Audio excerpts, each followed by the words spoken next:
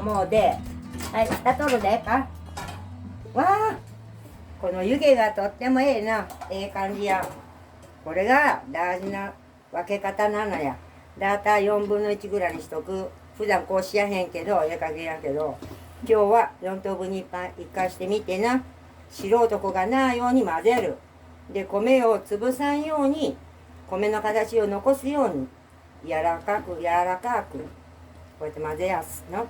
で、混ぜる。で、今度こっちを混ぜる。まあ、どらええやんばいね。米の形がね、いつもになええ感じやわ。どら。これは絶対ええな。はい。で、今こっちやったでね。ちょっとほんで、ほら、こういうことになるんや。こういう具が映画に混ざらんとこういう白いとこが出てくるで、これは私は気に入らんの。で、ここほんなら半分のとこをもう一回ちょっと仲良くこうやって、具がようみんなに行き届くように混ぜちゃる。はい。で、だいたいこんで混ざったと思うで、私の勘でいくとね。あとこっちの残りの半分をやるよ。でね、これがどうだ、大仕事なんやよ、まあ、一番大事なこっちやん。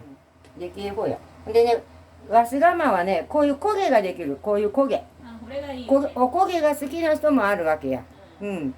うちの釜は古いもんで、テフロンがね、めくれちまって焦げが余計できるね。テフロン加工。焦げんよう釜っちゅうことで買ったるけど、これも35年ぐらい使っとる釜やで、ほらテフロンも私と一緒であんた老化してくるわな。肌が悪い。まあお肌はガサガサでな。まあこんでまあええわ。あとまあみんなが食べやすいのますだけや。出来上がり？出来上がり。おーい。はい、完成。おめでとう。イエ、完成です。はーい。はい。今日はメインの味ご飯をまずいただきます。私は舐めただけで味わっとらんで。はい。食べただけで。いつも味わう舐めるだけでね、味わったらんね。はい。今日はね、シンボリのタケノコがハートル味ご飯いただきます。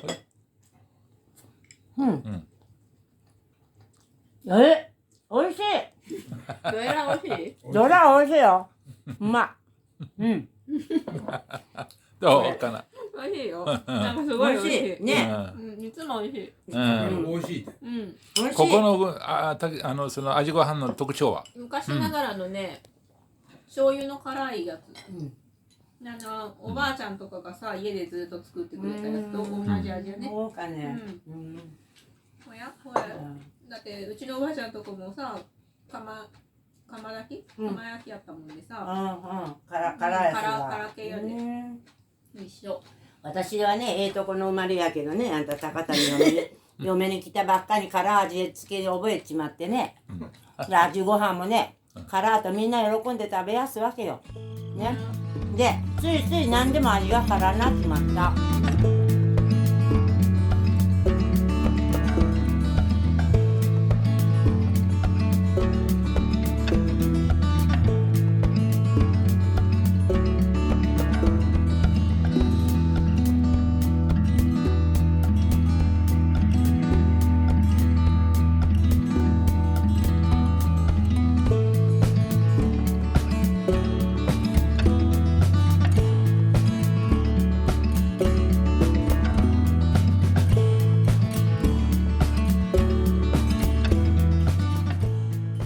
ドエラードエラ